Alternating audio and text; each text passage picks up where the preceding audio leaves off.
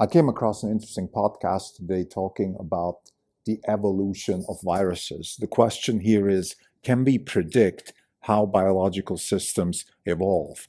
And what we use for that is, of course, the idea of evolution. But the problem is, evolution is a descriptive theory. Sort of in hindsight, we can say, yeah, this is why this species survived and this other species proliferated and all that stuff. But can we predict how it goes? And I think the reason I want to talk about this today is because this is very similar to investing. Investing is kind of like predicting the evolutionary process of financial markets, predicting how biological systems, or in the case of investment, economic systems, i.e. companies, evolve. And I think, therefore, it's interesting to talk about this subject in this context of the Not Even Wrong podcast. This is the Not Even Wrong podcast. It's April 1st, 2022. This is Krim Telco. Since the last update, the market is roughly flat, and we are also roughly flat. For the year, we are down 3.9%. The market is down 4.4%. We're outperforming by 50 basis points. So let's talk about this in general, and then I'll go into the specifics. So the question is, how do biological systems evolve? Can we predict how they evolve? And in this particular podcast, that is the Quanta magazine podcast, which is highly recommended, the question is the following. So we have, of course, we know a little bit more about evolution than when Darwin wrote about it. Specifically, we know that evolution is driven by the proliferation of genetic material. In other words, information about how species evolve is stored in the DNA, and then the DNA proliferates through mutation and so on and so forth. And the question, of course, is now, okay, if we have a change in the genetic material of a certain species, how will that particular species evolve? And we can therefore start making some assumption, we can start making some evolutionary, maybe conjectures. It has to do with fitness, we can quantify it. I'm not an expert in how to do this, nor am I particularly interested necessarily, but I'm interested in the concept. Okay, but what I'm trying to say here is I'm not too crazy about the details, but what I really like is it's just the concept, the idea, the fundamental question. Okay, if I have a certain, let's say I have a certain organism, and that organism is defined by its genetic material, then how do I predict evolution? Well, I know that genetic material will mutate, and then the question will be, how do specific parts of that genetic material forge the process of evolution? Or maybe simply said, what's the chance of this organism to become stronger versus weaker? And that, to me, that's where the parallel here is. It's very similar to a company. A company is defined by its DNA. We even talk about the DNA of Tesla, the DNA of Apple. And then we have a certain mutation, which is just simply change. In the case of companies, of course, it's change, people change, and then also the combination of people, meaning the actual, the employee base changes, executives change, they come and go, and things like that. So we have this change in companies, and therefore this would be the equivalent of a mutation in the DNA of an organism. And if we have all of that, if we put all of that together, then we can start thinking, okay, how do companies evolve? How do companies evolve? And is there any predictive power in, let's say, company A succeeding or morphing into something bigger? And this is where the rubber meets the road for investors, because isn't that what we do, invest? Isn't that what we do? We look at companies and then we try to say, well, this company will generate wealth.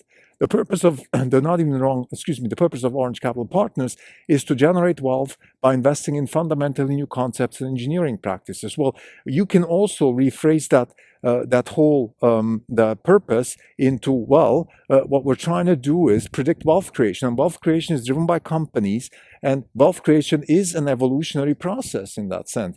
It's an evolutionary process because we go from 0 to 1, Peter Thiel, and then from 1 to n, and then we go from 1 to trillions. And, take Tesla. 20 years ago, it was a bunch of people in a garage, literally, and now it's a $1 trillion company and probably growing even much faster and much bigger. So the question, of course, then for us is, what makes us believe that Tesla can evolve? How do we have predictive power? And again, we start with the DNA. So we start with, okay, what are the fundamentals of the company? We call that fundamentals. Who are the people, the management? What's the market, the products, the technology, all these kinds of things. For example, we spoke about Andrej Karpathy taking a sabbatical, or in other words, maybe even leaving. So is Andrej Karpathy going to leave? Is that a massive change in the DNA?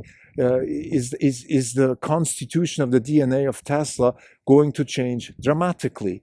That's a legitimate question. And then, of course, when we go back to the biology here, we also have the change in the environment. So you could have a change in the DNA, and then you have a change in the environment. And those things are interactive. And that's why it's so difficult also to make predictions. In the same way, we have to predict, of course, the environment. We have to look at the environment. For example, we have an aggression by Russia in the Ukraine. We have higher prices for energy. We have supply chain issues.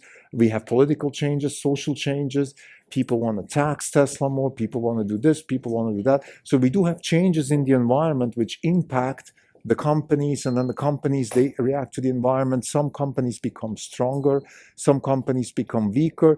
The whole concept of disruption, for example, is just, if you take it to the extreme, if you take it to the logical conclusion, sort of if you're an orthodox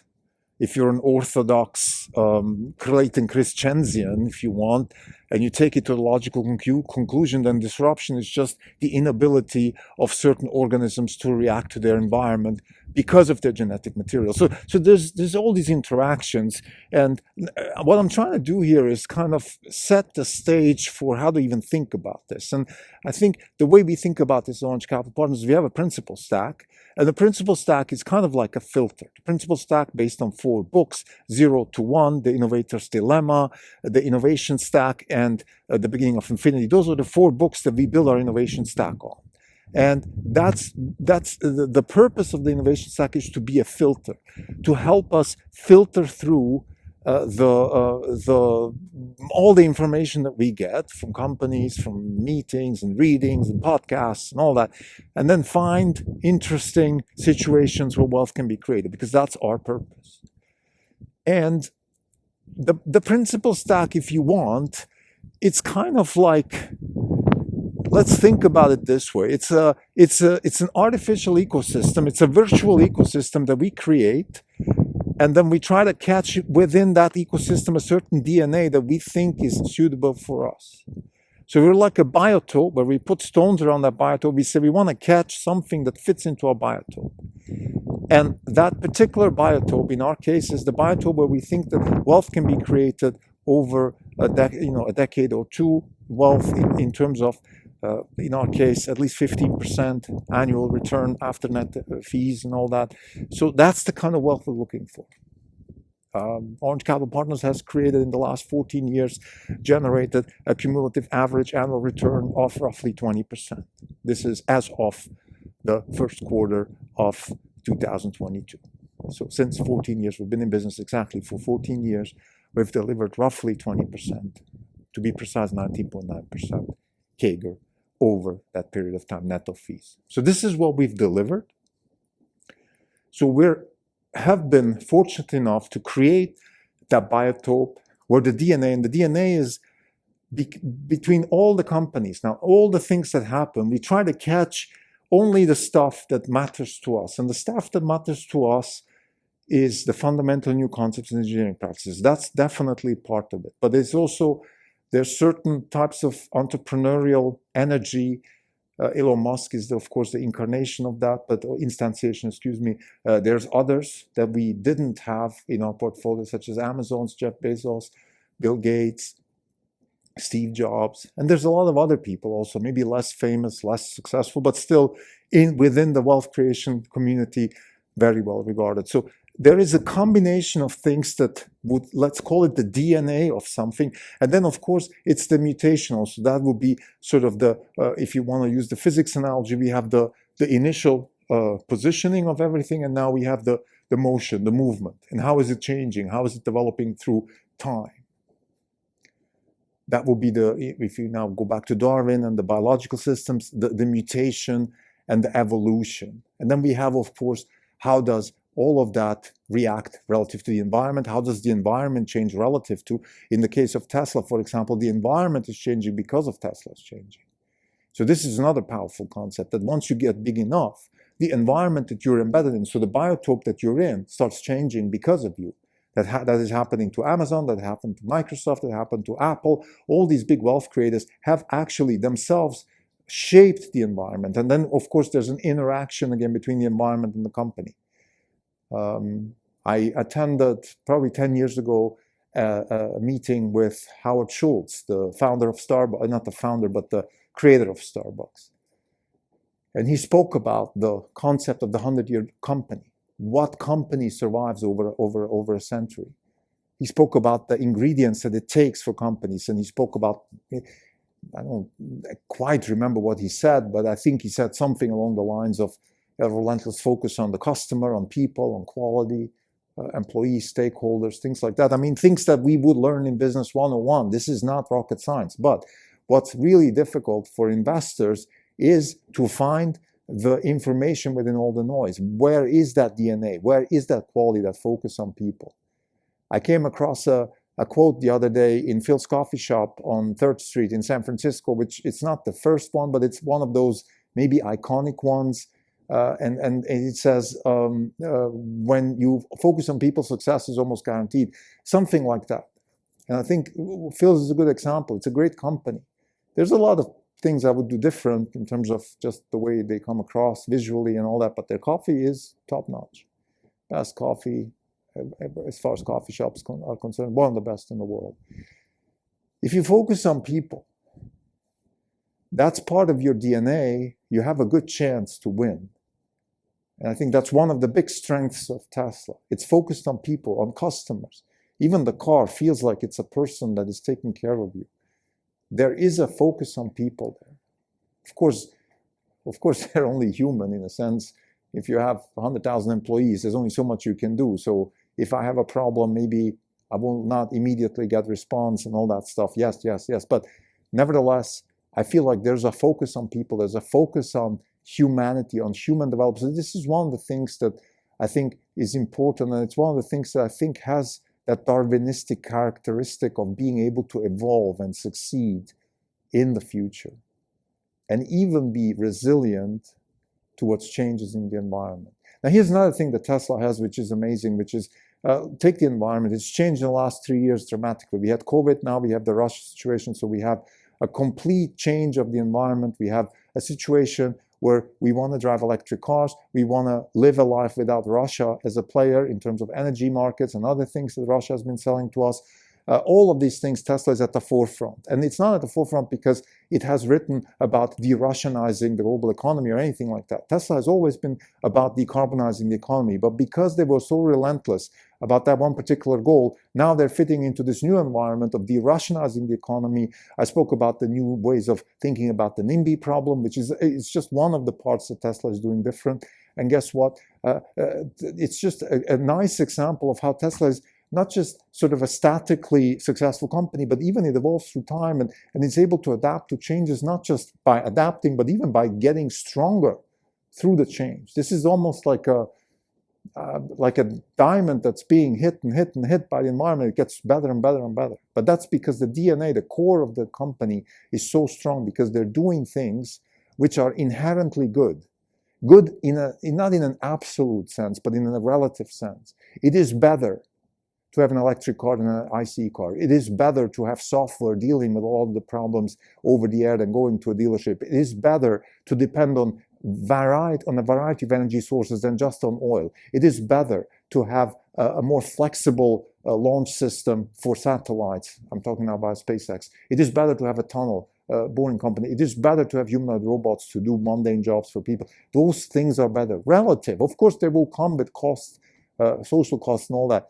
But still, so this is another thing that I think we can sort of take as an ingredient, as part of that DNA of that process that we are looking for when we talk about wealth generation. So maybe this episode could have been a little bit more specific. Maybe people were expecting a little bit more meat around the bone. I acknowledge that even while I'm recording this, I'm a little bit, I feel like I'm a little bit on a vague trajectory here, in a sense that I'm not able to convey a lot more than just a nice analogy between Darwinism and investing, between evolutionary theory and the theory of successful companies. I don't think there is a theory of successful companies. I think there is a theory of disruption, and I think economics is a theory of competitive response, which in the context of the evolutionary theory would be just sort of economics is the theory of competitive response, and the analogy in Darwinism would be a theory of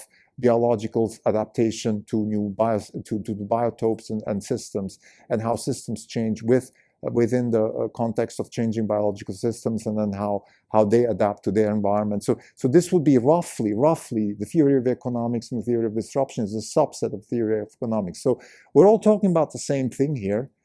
We're talking about, I would say, the same thing, just using different terminology, which is fine. That's a good thing.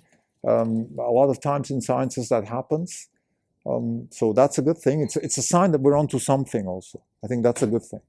The fact that Darwinism, biology, evolutionary biology, investing, wealth creation, all these things are very similar and just using different terminology, I think that shows that it's an interesting problem. It's something very interesting to study, and it's something also very exciting to find solutions for the questions, because of course in the wealth generation business it means actual money. You can make money, you can make peas, to use London slang, which is a good thing. But it's beyond that. I think this is not just about making money. You have to enjoy what you do. And maybe to finish this episode, in the end, what's most important for me as an investor is always, the way I think about an investment is, if I'm interested in learning about it, in following it, in being involved in it, if this is something that excites me over a long period of time, then there is something interesting there, and something useful, something good is coming out of it, which then translates into wealth. That is probably the best indicator for the kind of DNA situation, the kind of environment that you want to find yourself in as an investor when you're in the wealth generation business. Thank you.